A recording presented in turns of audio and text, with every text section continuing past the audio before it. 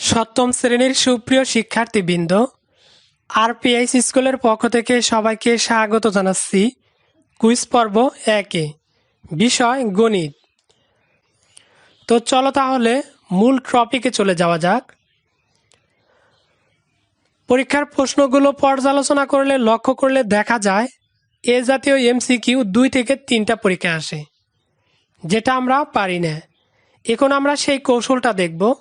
এ জাতীয় এমসিকিউ যদি পরীক্ষা আসে কিভাবে সহজে নির্ণয় করা যায়। এই প্রশ্নটি দেখার আগে তোমাদের একটি চিত্র দেখাচ্ছি, অর্থাৎ বর্গমূলের যে চিত্রটি আছে এই চিত্রটি তোমাদের একবার দেখে রাখতে হবে, কারণ এই চিত্রের আলোকেই আমরা প্রশ্নগুলোর সমাধান করব। 1 স্কোয়ার থাকলে লেখা যায় 1, 2 স্কোয়ার থাকলে লেখা যায় 4, 3 স্কোয়ার থাকলে লেখা যায় 9। অনুরূপভাবে তোমরা 1 থেকে 10 পর্যন্ত যে সংখ্যাগুলো আছে সেই সংখ্যাগুলোর মান একবার দেখে রাখো।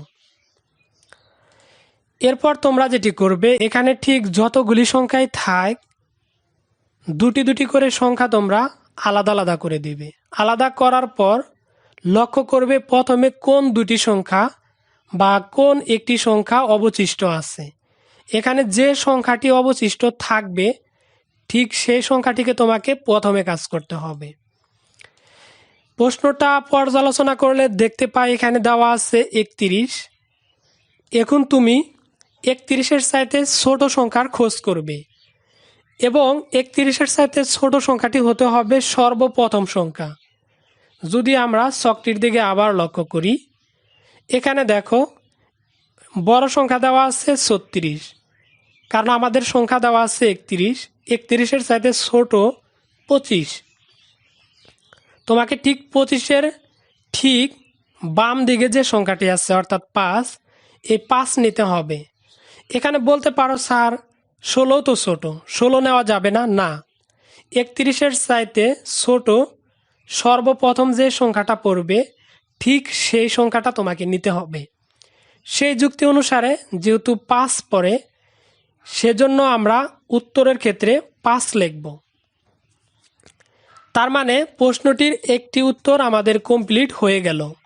এই বিষয়টি ক্লিয়ার করার জন্য আমি আরও একটি উদাহরণ দিচ্ছি, কারণ আমি তোমাদের এখানে ছোট্ট একটি সংখ্যা দিয়ে বুঝিয়ে দিচ্ছি আর অন্য একটি সংখ্যা আমরা বড় সংখ্যা দিয়ে বুঝিয়ে দেব।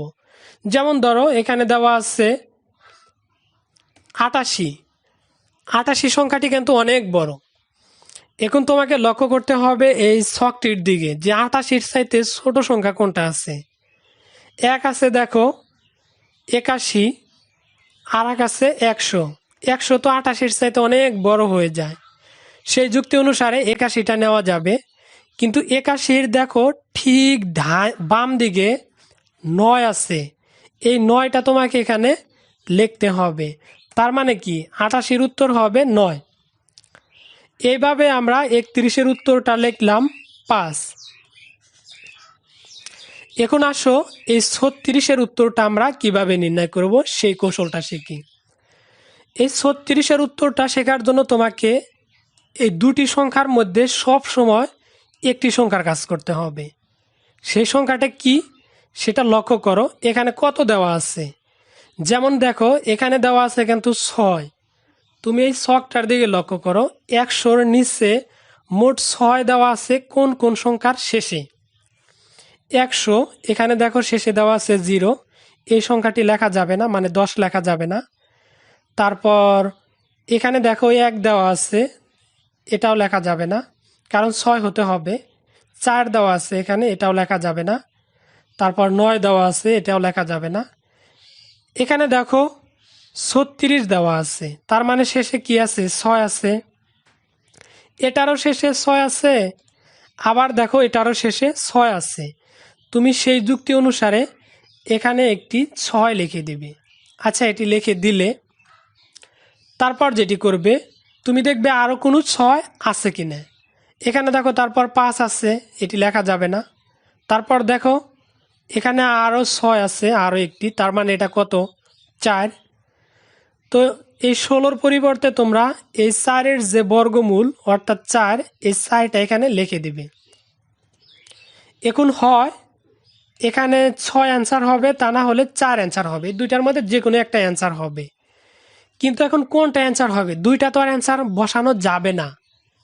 এই অ্যান্সারটা পাওয়ার জন্য তোমাকে যেটি করতে হবে, এখানে প্রথমে লক্ষ্য করো, প্রথমে যে সংখ্যাটি থাক তার সাথে 1 বাড়িয়ে গুণন করো। এখানে 5 আছে, তুমি 5কে 6 দ্বারা গুণন করো, তাহলে কত হবে? 5 6 30 কিন্তু হবে। এখন লক্ষ্য করো, 5 6 যে 30 হলো, এই 30-এর চাইতে 31 এটা বড় নাকি ছোট? অবশ্যই কিন্তু 31টা বড়। আমি আবারও বলতেছি, যেটা বড় হবে সেই বড় সংখ্যাটাই তোমাকে এখানে লিখতে হবে। যেহেতু 31 বড়, মনে হয় বিষয়টা বোঝনি। তো এই নিয়মে আমি নিচে আরও একটি উদাহরণ দেখাচ্ছি। ধরো ওখানে দেওয়া আছে 3 5 2, তারপর মনে করো লেখা আছে 25। বাস এই সংখ্যাটা মনে করো দেওয়া আছে, পরীক্ষায় এই সংখ্যাটা আসছে। তোমাকে কি করতে হবে? সর্বপ্রথম দুটি দুটি করে সংখ্যা আলাদা করে দিতে হবে। দিলে তারপরে কি করবা? এই যে 35 আছে, তুমি লক্ষ্য করে দেখবা 35-এর চাইতে ছোট কোনটা আছে। তুমি যদি লক্ষ্য করো তাহলে দেখতে পারবা যে এই 35-এর চাইতে ছোট আছে 25। 25 তো লেখা যাবে না, লিখতে হবে ঠিক এই 25-এর বাম দিকে যে সংখ্যাটা আছে অর্থাৎ 5, এই 5 তোমাকে লিখতে হবে। তার মানে 35-এর পরিবর্তে আমরা 5 লিখলাম। এখন আসো 25-এর এদিকে।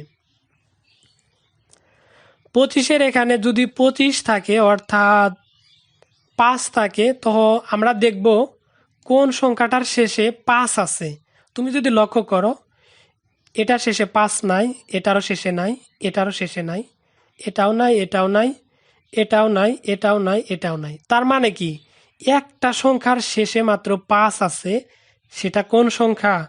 অবশ্যই 25। এই 25-এর ঠিক বাম দিকে দেখো 5 আছে। এই 5টা তোমাকে এখানে লিখতে হবে। 5, তার মানে একটা সংখ্যা কিন্তু আছে। সেই যুক্তি মতে সরাসরি হবে 55 অ্যান্সার। এই নিয়মে আমরা আরও একটি উদাহরণ দেখব, তাহলে বিষয়টি তোমাদের কাছে আরও ক্লিয়ার হয়ে যাবে। ধরো এই প্রশ্নটি পরীক্ষায় আসছে যে 225-এর বর্গমূল কত? তুমি এটি কিভাবে নির্ণয় করবে? এটি নির্ণয় করার জন্য তোমাকে যেটি করতে হবে, প্রথমে দুটি দুটি করে আমরা আলাদা করে দেব। কিন্তু একটা কথা মনে রাখতে হবে, এখানে যদি এই দুইটাকে আলাদা করি তাহলে হয়ে যায় 22, আবার এই দুইটাকে যদি আলাদা করি তাহলে হয়ে যায় 25। স্যার আপনি তো শিখাইলেন সহজ করে 4টা 4টা করে, কিন্তু যদি এভাবে আসে তখন আমরা কিভাবে অ্যান্সার করব বা কিভাবে নির্ণয় করব? তাহলে মনে রাখতে হবে, সবসময় তোমরা ডান দিক থেকে জোড় সংখ্যাগুলো আলাদা করে দিবে। মনে হয় বোঝনি, আমি আবারও বিষয়টা ক্লিয়ার করে দিচ্ছি নিচে উদাহরণের মাধ্যমে। ধরো এখানে অনেকগুলি সংখ্যা আছে, আমি এতগুলি সংখ্যা লিখলাম। তুমি লিখবে এই দুটি সংখ্যা আলাদা, তারপরে এই দুটি সংখ্যা আলাদা, তারপর এই দুটি সংখ্যা আলাদা, তারপর এই দুটি সংখ্যা আলাদা। এখানে যদি একটি সংখ্যাও থাকে, ওই একটি আলাদা থাকবে, এটার চেঞ্জ করা যাবে না। তো যেহেতু সংখ্যাগুলোকে যদি আমরা আলাদা করি, একটি সংখ্যা পাই আমরা 25, অপর সংখ্যাটি পাই 2। এখন তোমাকে যে কাজটি করতে হবে, দেখতে হবে 2-এর চাইতে ছোট কোন সংখ্যাটি আছে। তোমরা যদি ছকটি ভালো করে লক্ষ্য করো দেখতে পারবে একমাত্র 2-এর চাইতে ছোট 1 আছে, আর 1-এর ঠিক বাম দিকে 1 স্কোয়ার আছে, 1 লেখা যায়। তো সেই যুক্তি অনুসারে 2-এর অ্যান্সার হবে 1। বাস, এটা গেল। এখন মূল টপিক যেটা, অর্থাৎ মূল আলোচনার টপিক যেটা 25। এখন এই 25 থাকলে আমরা কি করব? 25 থাকলে, দুইটা থাকলে তো দুইটা লেখা যাবে না। তোমাকে যেটি করতে হবে, একটির দিকে ভালো করে লক্ষ্য করতে হবে। 5 আছে এখানে, তুমি দেখবে 5 আছে এই চিত্রটির মধ্যে কোথায়। দেখো এখানে ভালো করে, একমাত্র কিন্তু এই সংখ্যাটার শেষে 5 আছে। এই সংখ্যাটা ঠিক বাম দিকে দেখো, এখানেও কিন্তু 5 আছে, এই 5টা আমরা এখানে লিখে দেব। অর্থাৎ সঠিক উত্তর হবে 15। তোমরা দেখবে ক, খ, গ কোন অপশনটিতে 15 দেওয়া আছে, যে অপশনটিতে 15 দেওয়া থাকবে সেটিই হবে সঠিক উত্তর। সেই যুক্তি মতে বলা যায় গ নাম্বার অপশনটি সঠিক উত্তর। সুপ্রিয় শিক্ষার্থীবৃন্দ, এখন আমি তোমাদের জন্য একটি ছোট্ট কুইজ দিচ্ছি। যদি তোমরা এই প্রশ্নগুলো বুঝে থাকো তাহলে তোমরা তোমাদের গাইড বুক দেখে টেস্ট করতে পারো এবং আমাদের এই ভিডিওটির শেষে দেখো এই সংখ্যাটির উত্তর হবে কত সেটা তোমরা অবশ্যই কমেন্ট সেকশনে জানিয়ে দিবে কোনটি অ্যান্সার হবে, সঠিক উত্তর হবে। সুপ্রিয় শিক্ষার্থীবৃন্দ, আমাদের চ্যানেলটির বাকি কুইজগুলো দেখার পর আশা করি গণিত বিষয়ে যে কোনো বহু নির্বাচনী প্রশ্ন খুব ইজিলি তোমরা নির্ণয় করতে পারবে। তো তোমাদের জন্য শুভকামনা রইল। আজকের টপিকটি এখানে শেষ করছি, আবারও হাজির হব কুইজ পর্ব 2 নিয়ে। সে পর্যন্ত সবাই ভালো থাকো, সুস্থ থাকো। আসসালামু আলাইকুম ওয়া রাহমাতুল্লাহ।